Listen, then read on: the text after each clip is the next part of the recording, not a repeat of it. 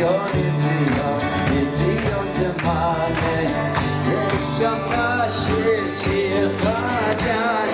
welcome everyone. We are in Parsha VaYechi.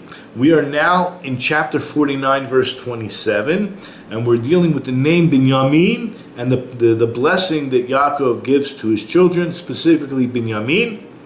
It says Binyamin is a wolf, or a predatory wolf. In the morning he will devour plunder, and in the evening he will divide the spoil. What we're going to deal with, besides the idea of him being a predatory wolf, but there's going to be two words. There's ad, which also means prey or plunder, versus the word shalal, which means spoil. Like, what's the difference between those two words?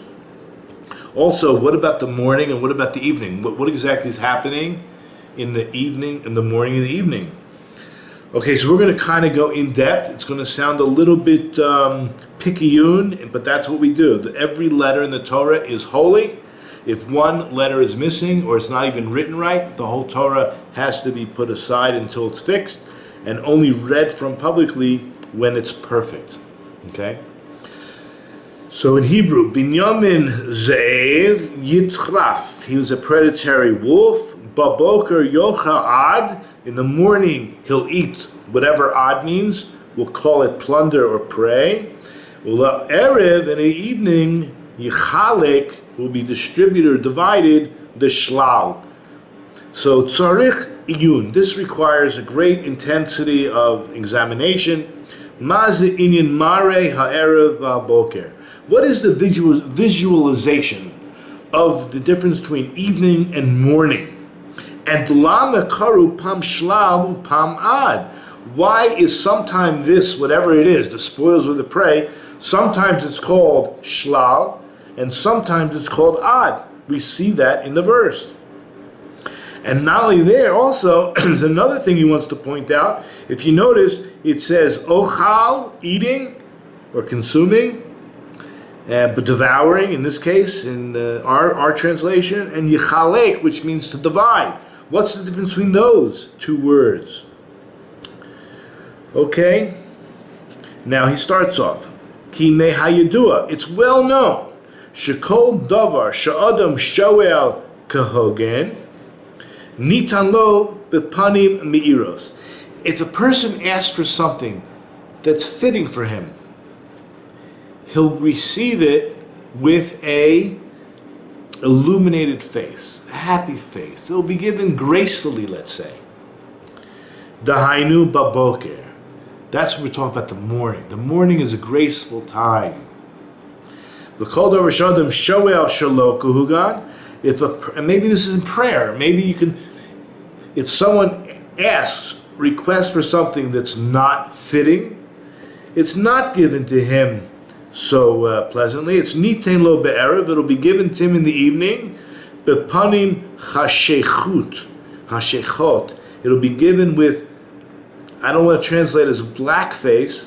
Panim meiros, we said earlier, was a illuminated face. This is a darkened face. So try to use the visual things we're setting up here. Somebody makes a request for something that is fitting. It's fit for him. It'll be given to him in an illuminated way in the morning with a happy face, let's say. Whereas a person requests that's not befitting for him, it will be given to him in the evening with a darkened face. Whatever that means, let's look at Rashi on verse, and this is in Exodus, verse 16:8. There's a verse there. Moses said, this is talking about the man in the beginning, and then just a few verses later, the quail. You know about the peasant, whatever. Anyway, there was some kind of a bird that we got so sick of because he gave it to us in plenty. Anyway, so Moses said, when the Lord gives you in the evening meat to eat and bread in the morning with which to be satiated. Now, what's going on here? B'teit Hashem lechem be'erev. And God's going to give you in the evening basar to eat, meat to eat, and lechem bread is going to be given to you in the morning to be satiated. So notice the difference. Is meat and bread. What is the difference between meat and bread? I know for most of us, meat seems to be a necessity, but it's not. Okay? Bread is a necessity, and meat we'll call a luxury. Maybe it's only true here in Israel. I don't know, maybe in Dallas it's a whole other story. But v'chol davar shu hechreichi la'adam, anything that is an absolute necessity for a man, dahainu kedei achilato, that would be enough to eat, just enough to eat. Lehevi shever rabon beito, in order just to break his fast, to break his hunger. He's hungry, so you want to satisfy the hunger. This is something that's given with a happy face, with a illuminated countenance.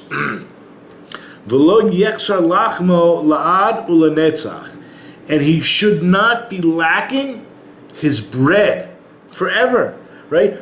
We will get what we need. We don't always get what we want. We're not always going to get the luxury, but it's very important to know Hashem will provide our needs.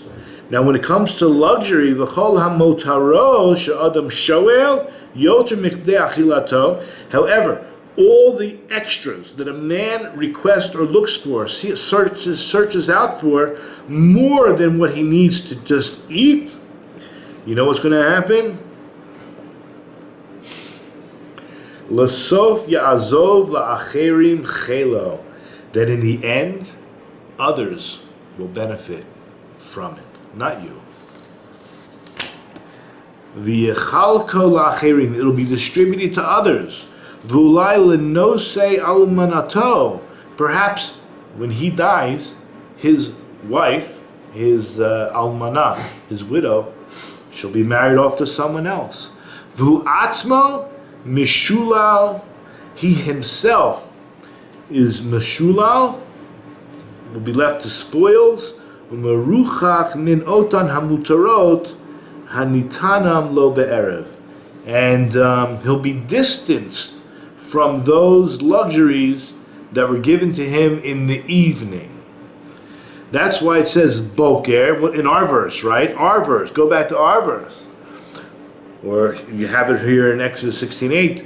But hainu hadavar hanitein lo bepanim meiros. In the morning, what is morning? Is illumination. That's where the when something is given to him, given to the person with an illuminated face, this is something hadavar shel yochal, something that he will consume. Again, that was the word devour, but that he will consume and eat. The word yochal is to eat. Ki kedei achilato lavad, something he will eat. That's all it's for, just for eating. And that's given to him, bepanim meiros, given to him with illuminated face. It's niton lo ad, and that was the first word. Ad was used as prayer devour. Alpha pisha ad, even the word ad, which is also the language of shlal, which is spoils. Nevertheless, our verse uses the word ad, makom makom hiskilash ad, which teaches about, like the word ade ad means forever. It infers nitzchiyut, sustainability, forever. But what about the night? Now, the reason we're going through this, trust me, we're laying a foundation for some very important facts about the Mashiach. Okay? What about the evening? That we said was something that's given over with a darkened face, whatever that means. Because that's something that in the end will be distributed to others. Mishulal means taken away. It was taken away from him. It was removed from him. We're going to see in Deuteronomy chapter 19:5, where the inadvertent killer, he ends up accidentally killing somebody. He goes to the forest, his axe, he forgot to check the top of the axe to make sure that the barzel, the iron, was on there tightly, and he's swinging down, was on a downswing, and it flies off and kills somebody. So the word in the verse is noshal, but the root is shlal, which we said it means to be removed, taken away. A language of hasara, which means to be removed. So we're clarifying a lot of fundamentals here in this verse, and then we're really going to get into some wild ideas. Now, Samach inyan zel lebirchat ze'ev yitraf. There's the proximity of our verse, the blessing that Binyamin is going to be not a werewolf, a wolf of prey, right? Lohokiach gam et shoftei Yisrael, to the, guess what? To the rebuke that's going to be given to the future judges of Israel, right? There was a whole series before the prophets came along, right? The judges. Okay, I said, wow, we had prophets, but before the kings, I should say, you had the judges. Shelo yitrafu b'milchama yoter mikdei hatzayrech. And not only that, maybe it's talking about today's judges, but that they should not become involved in some dirty wars more than is required.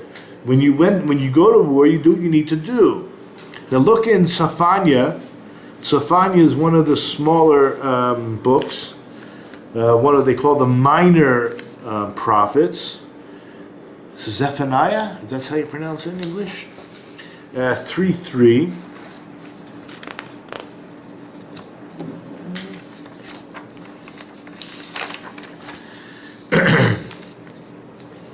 Her princes in her midst are roaring lions. Her judges, what are the judges called? Wolves of the evening. They do not leave over the bones for the morning. See, all the verses we're dealing with are talking about night, morning. There's something about extra food that's not left over for the morning. Whatever it is, we're going to now investigate. They didn't leave anything over to the morning because they ate, they consumed it off. Ma'ashim otam hanavi. Do you know that Tzafanya is blaming guilt on the prophet? Ma'ashim otam, the prophet is putting guilt on the shoftim, on the judges. B'meshetarfu yoter min hechrechi, that they tore up in war much more than was necessary. Now the shoftim, it was before the kings, so they were the leaders of the people. They led us to war. Shimshon, for example, he was one of the judges. Devorah. Al Kain Koram, that's why the judges are called Ze'evei Erev. They were like predatory wolves. That's what, in the evening. Okay, saying, Lo Garmu Laboka, they left nothing over for the morning. Kilo Bikshu Hechrechi Hanitan Baboker. They didn't request for the necessary stuff to be given over in the morning. They were asking for the extras. They were asking for too much. Ki me'ashim et Shaul, like King Saul was guilty of. So King Saul comes from the tribe of Binyamin, from Benjamin. Okay? Look in 1 Samuel chapter 15, verse 19. Right? What did he do? What was King Saul's biggest problem? He didn't kill the Amalekite king, correct? Mm-hmm. But why did you not hearken to the voice of the Lord? But you flew upon the spoil. Why did you and you did what was evil in the eyes of the Lord? Okay. So going back to the verse, in Hebrew it says, V'ta'at el hashlal. V'ta'at, the word v'ta'at we're going to discuss. Ki lo zachar birchat Yaakov leBinyamin. King Saul did not remember the blessing that Yaakov gave to Benjamin.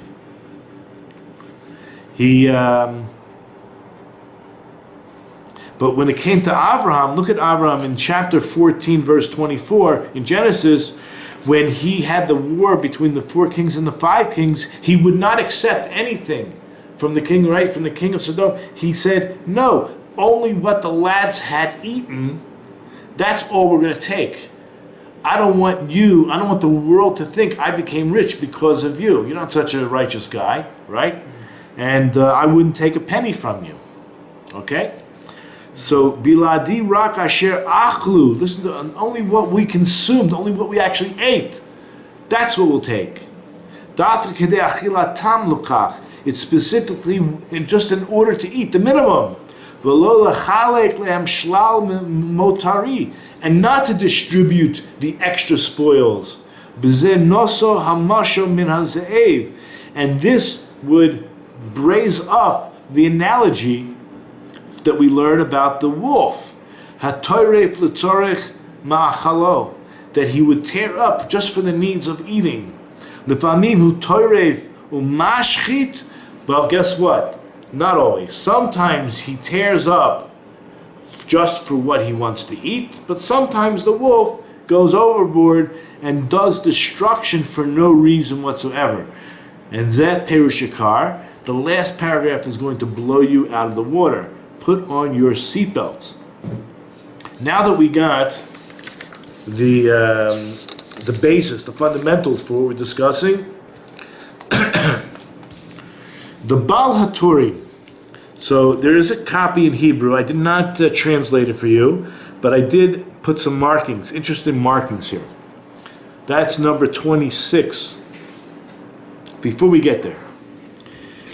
Okay.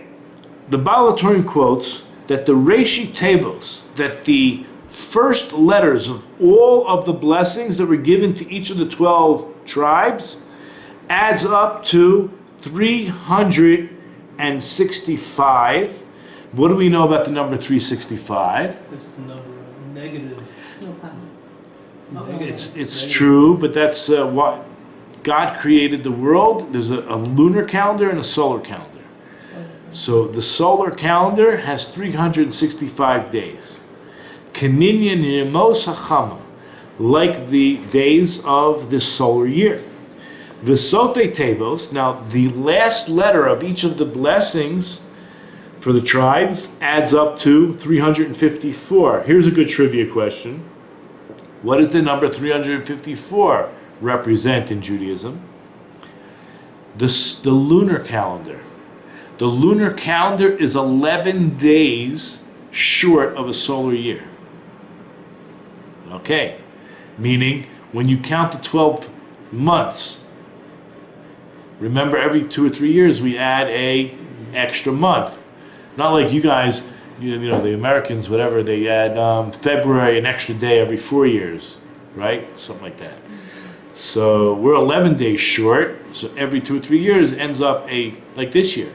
We have 2 Adars. Okay, so we'll talk about that another time. But the lunar year, Keminyan Yemos Halavana, according to the lunar calendar.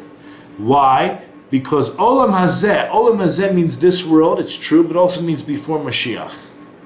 That this world is called Memshaltam Doime Levana. This world, before Mashiach comes, its dominion is compared to the moon. And the moon waxes and wanes. It goes up and it goes down. Up and down, right? Pa'amim nivnosa, pa'amim nifrotza. So sometimes there's a building going on, right? And sometimes there's a destruction. Sometimes, right? You know, like the stock market. Sometimes it's up and sometimes it's down. Kach lefamim hein chaserim min hamalchut. Sometimes they are lacking from kingship, from real, true, and Malchus could hear me Mashiach, but true kingship. Aber bizman shiyatzit tzitz v'tzamav tzadik shel shmo shel Mashiach shekodom leolam.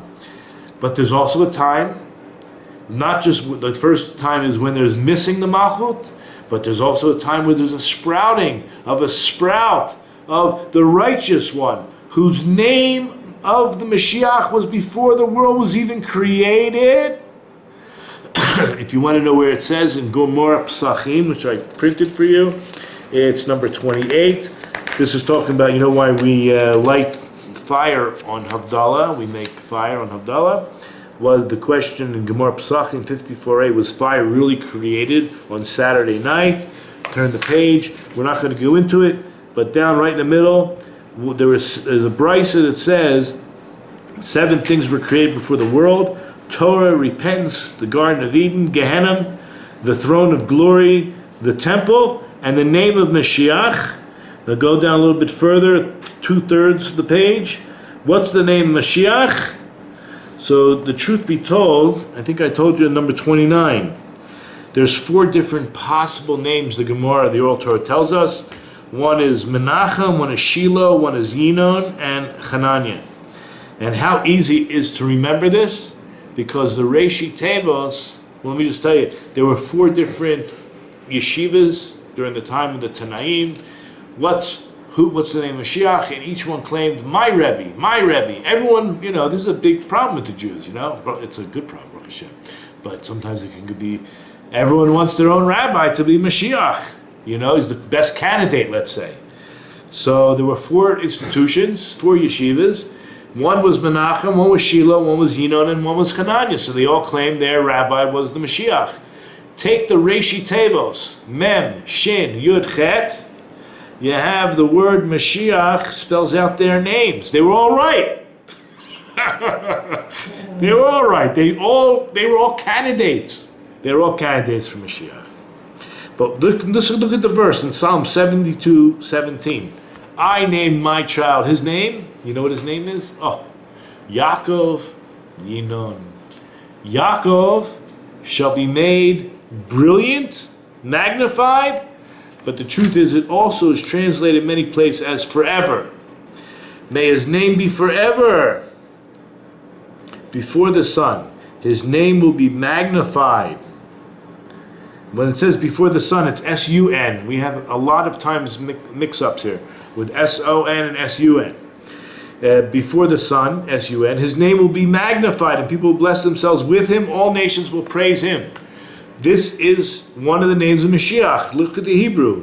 Yinon Shemo. His name will be magnified. Yinon. My son's name is Yaakov Yinon. Yaakov, that's the Jewish people, shall be magnified, or, his name is Yaakov, so he should be magnified. I doubt he's Mashiach, but you never know. You never know. Okay, so going back to this idea that sometimes there's up, sometimes there's down. Sometimes we have Malchut, sometimes we don't. So we just saw the verse in Psalms, we didn't see it yet. Psalms 89:37. It says, his seed will be forever, and his son and his throne will be like the sun before me. Again, S-U-N. Zer le'olam yeh, his seed will be forever. Kiso kashemish negdi.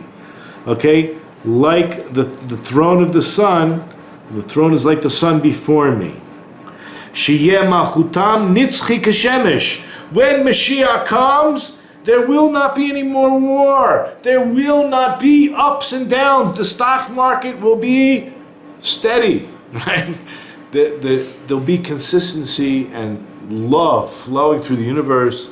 There won't be any more war, right? All the plowshares, all the pruning hooks, all the spears, they will be changed into plowing utensils. Sheyeh malchutam nitzchi kashemesh, that the kingship shall be eternal, consistent like the sun. Al kein nirmazu hashemish b'roshi atevos. That's why the sun calendar is hinted at in the first letters of all the blessings. This hints to the name of Mashiach that comes before the world. He's like the sun, S-U-N. V'zel sod zerach v'peretz. This is the secret. Yehuda had 2 sons. Zerach, which means brilliance, illuminated brilliance, shine, the shine. Zrichat hashemesh, the shine of the sun. And peretz means to spread out. That's the secret. Yehuda's sons. Shadashu al chama v'lavana, that each one is actually, they darshan out both. From Zerach would really be the sun, and Lavana would be the peretz. Zemare Ereva Boker. This also shows you the vision of what we're talking about, of the evening and of the morning. That's Nizkar Khan Binyamin, that is mentioned here by Binyamin.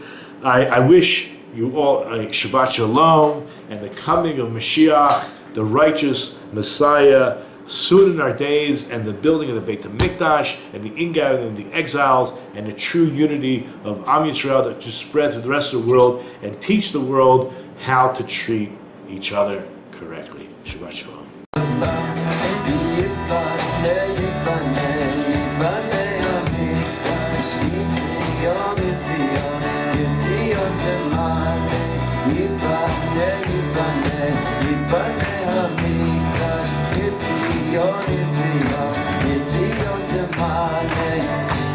Shama shir shir chadash